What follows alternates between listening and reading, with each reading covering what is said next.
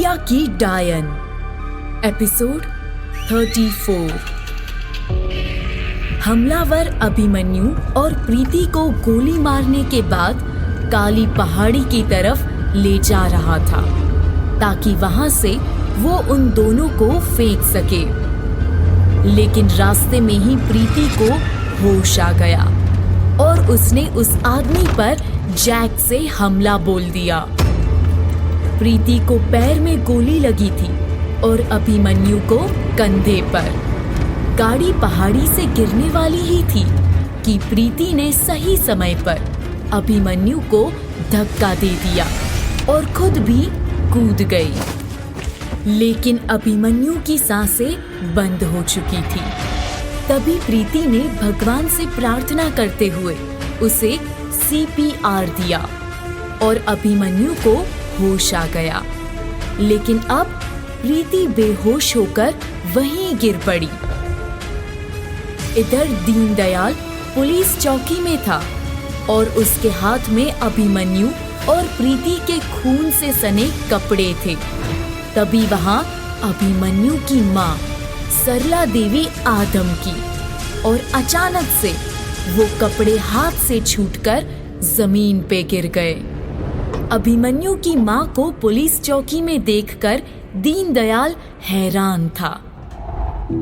उसने जल्दी से अभिमन्यु और प्रीति के खून से सने कपड़े उठाए और अपने पीछे छुपा लिए।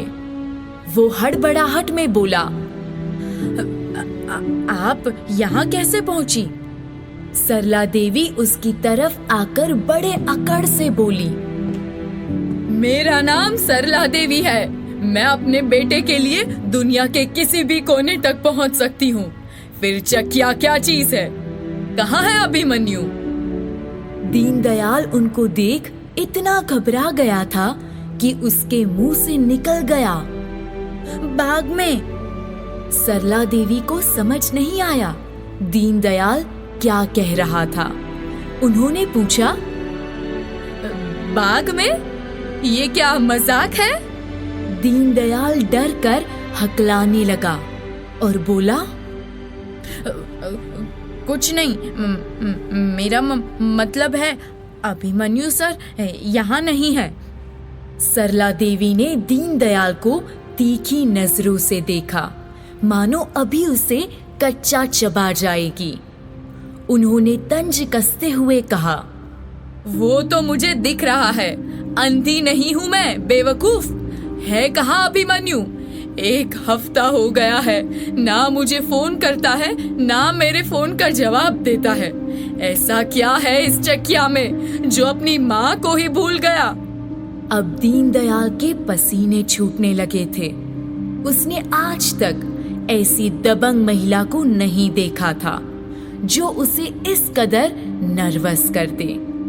दीनदयाल डरते हुए बड़बड़ाया, अभिमन्यु सर बहुत बिजी है मम्मी जी। सरला देवी तुनक कर बोली, मैं तुम्हारी मम्मी नहीं हूँ, मैं सिर्फ अभिमन्यु की माँ हूँ, समझे? फोन लगाओ उसे अभी के अभी और उससे कहो वो जहाँ भी हो फौरन यहाँ आए, अभी इसी वक्त। दीनदयाल परेशान हो गया था और वहां से भाग जाना चाहता था। वो बहकी बहकी बातें करने लगा। उसने फिक्र करते हुए सरला देवी से कहा, मैडम जी, अभिमन्यु सर बहुत दूर चले गए हैं, जहां से लौटना अब मुश्किल है। ये कहकर दीनदयाल फूट फूट कर रोने लगा, क्योंकि अब वो सरला देवी से और झूठ नहीं बोल सकता था। सरला देवी दीनदयाल को इस तरह बिलखते देख हैरान रह गई। उसने उसे शांत करते हुए कहा, क्या मतलब बहुत दूर चला गया है? कहाँ गया है अभिमन्यु? दीनदयाल ने रोते हुए कहा, पता नहीं, मुझे कुछ नहीं पता, मैं भी उनसे 2 दिन से मिला नहीं हूँ। ये सुन सरला देवी चौंक गई और हैरानी में बोली, 2 दिन से तुम अभिमन्यु से नहीं मिले? मतलब क्या है? कहाँ गया है वो? सच बताओ वरना बहुत मारूंगी। दीनदयाल ने उन्हें अपनी रोती हुई लाल आंखों से देखा और कहा, मैडम जी, सर एक केस की जांच पर गए हैं और अब तक नहीं लौटे। दीनदयाल ने डरते हुए कहा, पता नहीं, शायद अभी आ जाए या कभी आए ही नहीं। अब सरला देवी दीनदयाल की घुमावदार बातों से तंग आ चुकी थी। उसने डांटते हुए कहा, मैं तुम जैसे बेवकूफ से बात नहीं कर सकती। तुम्हारे सीनियर कहाँ हैं? फौरन उनका नंबर लगाओ। मैं किसी समझदार इंसान से बात करना चाहती हूँ। तभी एक जीप पुलिस चौकी के बाहर रुकी और दशरथ उससे उतरकर चौकी में आए। वो ये देख हैरान थे कि दीनदयाल सुबक रहा था और सरला देवी उसे यूं देख रही थी जैसे उसका खून कर देगी। वो एक बार फिर उस पर चिल्लाई, बंद करो ये रोना धोना और फोन लगाओ अपने सीनियर को। दशरथ समझ गए कि मामला गड़बड़ है। उन्होंने दीनदयाल से पूछा, क्या हुआ दीनदयाल, तुम रो क्यों रहे हो? सरला देवी ने दशरथ को देखा और उनकी वर्दी से समझ गई कि वो सबसे सीनियर पोस्ट पर थे। सरला देवी ने उनके पास जाकर कहा, सर, मैं अभिमन्यु की माँ सरला देवी हूँ और मैं बस इतना जानना चाहती हूँ कि मेरा बेटा कहाँ है। उन्होंने दीनदयाल की तरफ इशारा करके कहा, ये महाशय जवाब देने के बजाय मुझे कब से गोल गोल घुमा रहे हैं। कभी कहते हैं मेरा बेटा बाग में है, कभी कहते हैं केस की जांच पर गया है, कभी कहते हैं वापस नहीं आएगा। आप ही बता दीजिए, कहाँ है अभिमन्यु और कब आएगा? दशरथ समझ गए कि क्या हुआ था और बड़े अच्छे अंदाज में सरला देवी से बोले, बहुत अच्छा लगा आपसे मिलके। साफ जाहिर है अभिमन्यु को ये खूबसूरती कहाँ से मिली है। ये सुनकर सरला देवी खुश हो गई और शर्माते हुए मुस्कुराने लगी। सरला देवी बहुत गोरी थी और गोल मटोल भी। उन्होंने एक पीला सूट और प्लाजो पहना था। उनके कानों में डायमंड्स चमक रहे थे और हाथों में मोटे सोने की कंगन। देखकर ही लग रहा था कि उनको ज्वेलरी का बहुत शौक था। दशरथ दीनदयाल के पास गए और उसका हाथ पकड़कर सख्त आवाज में बोले, संभालो अपने आप को दीनदयाल, ये वक्त ऐसे हौसला खोने का नहीं है। टीआई दशरथ ने सरला देवी को दीनदयाल का परिचय देते हुए कहा, ये दीनदयाल है, अभिमन्यु के साथ काम करता है। कुछ दिन पहले इसके साथ एक बहुत बुरा हादसा हुआ था। दीनदयाल कुछ समझ नहीं पाया और दशरथ को हैरानी से देखने लगा। सरला देवी भी जानने को उत्सुक थी। उन्होंने पूछा, क्या हुआ था इसके साथ? दशरथ ने गंभीर आवाज में कहा, एक बीमारी में इसकी माँ चल बसी और तब से ये आपे में ही नहीं है। सरला देवी को ये सुनकर अफसोस हुआ। दीनदयाल ने भी हैरान होकर दशरथ को देखा और कहा, सर, आप ये क्या? दशरथ ने उसकी बात काटते हुए सरला देवी से कहा, इसने आपसे जो भी कहा वो सब भूल जाइए। ये कुछ दिनों से होश में नहीं है। ये अभी भी उस सदमे से बाहर नहीं निकला है। दशरथ ने दीनदयाल को आंखें दिखाई और वो समझ गया कि उनकी हाँ में हाँ मिलाना ही बेहतर होगा। उसने मासूम सा चेहरा बनाकर अपना सिर झुका लिया। सरला देवी को दीनदयाल पर चिल्लाने का बहुत अफसोस हुआ। वो उसके पास गई और उसके कंधे पर हाथ रखकर प्यार से बोली, सॉरी बेटा, मैंने तुम पर बहुत गुस्सा किया। अगर हो सके तो मुझको अपनी माँ समझकर माफ कर देना। दीनदयाल ने मासूमियत से सरला देवी को देखा। वो प्यार से बोलती रही, अब मैं यहाँ आ गई हूँ। मैं तुम्हें माँ की कमी महसूस नहीं होने दूंगी। जैसा मेरा अभिमन्यु है, आज से वैसे ही तुम। दीनदयाल फिर से सुबकने लगा और वहां से चला गया। सरला देवी के चेहरे पर दर्द झलक रहा था। दशरथ ने उनसे कहा कि वो फिक्र ना करे, दीनदयाल कुछ दिनों में ठीक हो जाएगा। फिर उन्होंने सरला देवी को बताया कि उन्होंने अभिमन्यु को एक केस की छानबीन करने मुजफ्फरपुर भेजा है और उसे लौटने में 2-3 दिन लग जाएंगे। उस जगह कोई नेटवर्क नहीं है, इसलिए उसका फोन नहीं लग रहा है। सरला देवी को दशरथ की बात पर यकीन हो गया और उन्होंने कहा, अभिमन्यु सेफ तो है ना? इस केस में कोई खतरा तो नहीं? दशरथ ने उन्हें भरोसा दिलाया कि फिक्र की कोई बात नहीं है और उनसे कहा, आपको किसी भी चीज की जरूरत हो तो मुझे बताइए। दीनदयाल अब आपको घर ले जाएगा जहां अभिमन्यु और ये रह रहे हैं। दीनदयाल अपना मुंह धोकर वापस आया। अब वो थोड़ा संभल चुका था। दशरथ ने कहा, सरला जी, आप मेरी गाड़ी में बैठिए। मैं अभी दीनदयाल को भेजता हूँ, फिर आप घर चले जाइएगा। सरला देवी ने दशरथ को धन्यवाद दिया और कहा, मेरा बैग बाहर है, किसी को बोलकर गाड़ी में रखवा दीजिए। दशरथ ने एक कांस्टेबल से सामान गाड़ी में रखने को कहा। उनके जाने के बाद दीनदयाल ने दशरथ से कहा, सर, आपको मेरी माँ ही मिली थी और किसी रिश्तेदार का नाम ले लेते, मेरे चाचा जी का, उनको भेज देते ऊपर, मेरी उनसे बनती भी नहीं है। दशरथ हंसे और बोले, अरे दीनदयाल, माँ का इमोशन समझा करो।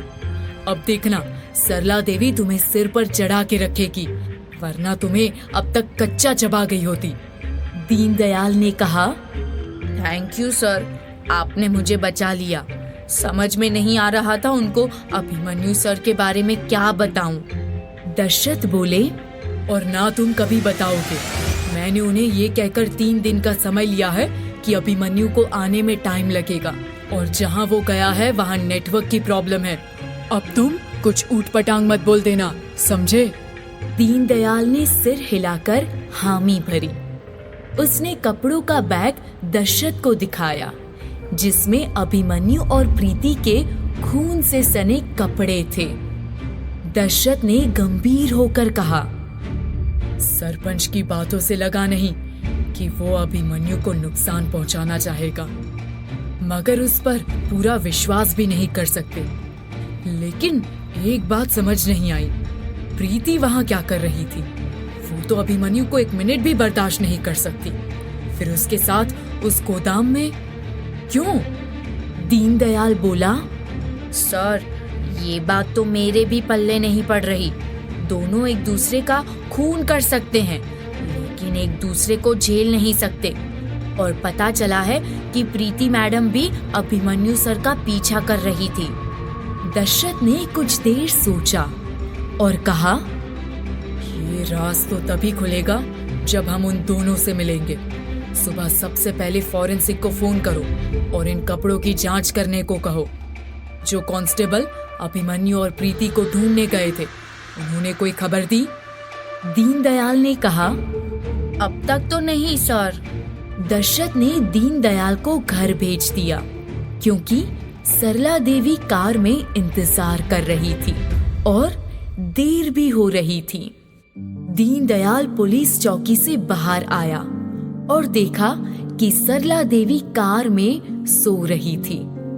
उसने ड्राइवर को गेस्ट हाउस चलने को कहा। कुछ ही देर में कार प्रीति के घर के बाहर रुकी। सरला देवी कार से उतरी। उन्होंने दीनदयाल से कहा, बेटा, डिक्की से मेरा बैग ले आना। दीनदयाल ने डिक्की खोली और एक बड़ा भारी सूटकेस देखा। उसने बड़ी मुश्किल से उसे उठाकर नीचे उतारा। उसे नीचे रखते हुए उसकी सांस फूल गई। उसने कहा, मैडम जी, इतना बड़ा बैग, लगता है आप पूरा प्रोग्राम बना कर आई हैं। सरला देवी घर को निहार रही थी और उस पर से नजर हटाए बिना बोली, बिल्कुल, मैं अपने बेटे को 6 महीने बाद देखने वाली हूँ, तो कम से कम 1 महीना तो रुकूंगी उसके पास। ये सुनकर दीनदयाल को धक्का लगा। उसने मन ही मन सोचा, अभिमन्यु सर की तो शामत आ गई। सरला देवी ने दीनदयाल को देखा और कहा, तुम्हें पता है, जब अभिमन्यु ने बताया कि उसका ट्रांसफर चकिया में हुआ है, तो ऐसे लगा जैसे पता नहीं कौन सी फालतू जगह भेजा गया है उसे। लेकिन ये घर देखकर लगता है रहने की जगह अच्छी मिली है अभिमन्यु को। ये कहकर सरला देवी ने घर के मेन डोर की तरफ चलना शुरू कर दिया। वो घर जो प्रीति का था। ये देख दीनदयाल घबरा गया और तुरंत बोला, मैडम जी, वहाँ मत जाइए। सरला देवी रुककर दीनदयाल की तरफ मुड़ी और उसे हैरानी से देखकर पूछा, क्यों? अभिमन्यु का घर है ये, मैं क्यों नहीं जाऊं? दीनदयाल ने डरते हुए गेस्ट रूम की तरफ इशारा करते हुए कहा, हम वहाँ नहीं रहते, सर जी को वो गेस्ट रूम मिला है। सरला देवी उस छोटे से आउट हाउस टाइप की जगह देखकर हक्की बक्की रह गई। उन्हें यकीन नहीं हो रहा था कि उनके बेटे को रहने के लिए ऐसी छोटी जगह मिली थी। वो गुस्से में बोली, कमाल है, मेरा बेटा इतना बड़ा इंस्पेक्टर है और ऐसी छोटी जगह में रह रहा है। ये तो अच्छा हुआ मैंने देख लिया। दीनदयाल ने कहा, अच्छा चलिए, हम अंदर चलते हैं। इतना भी बुरा नहीं है ये guest house. Kitchen, bathroom, terrace सब है यहाँ। सरला देवी ये सुनकर हैरान हो गई और कहने लगी, हे राम, इतनी छोटी जगह में किचन भी है। कौन है इस घर का ओनर? मैं अभी जाकर बात करती हूँ। इतना बड़ा घर है, एक हिस्सा नहीं दे सकते थे मेरे बेटे को? दीनदयाल लाख कोशिश कर रहा था सरला देवी को समझाने की, पर वो नहीं मानी। आखिरकार मेन डोर तक पहुंचकर उन्होंने बेल बजा दी। कुछ ही पलों में दरवाजा खुला और आयुषी ने दरवाजे पर सरला देवी को खड़ा देखा। आयुषी ने तुरंत ही जैसे अपना आपा खो दिया और चिल्लाते हुए बोली, आप यहाँ क्या कर रही हैं?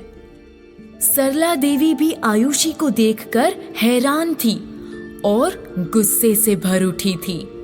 दूर खड़ा दीनदयाल जब तक कुछ समझ पाता, उससे पहले ही आयुषी ने गुस्से में उबलते हुए हाथ में पकड़ी हुई सब्जी काटने वाली चाकू सरला देवी के पेट में घोंप दी। खून की छींटों से आयुषी का चेहरा लाल पड़ गया। सरला देवी दर्द से चीख पड़ी और बेसुध सी वहीं गिर पड़ी और अगले ही पल उन्होंने दम तोड़ दिया। दीनदयाल ये देख के सन्न रह गया और जोर जोर से माँ जी चिल्लाने लगा। क्या हुआ सरला देवी के साथ? क्या सच में आयुषी ने उनकी हत्या कर दी? क्यों इतनी नफरत है आखिर प्रीति और आयुषी को सरला देवी से? क्या हुआ था प्रीति और अभिमन्यु का? क्या अभिमन्यु प्रीति को बचा पाएगा? जानने के लिए सुनिए अगला एपिसोड।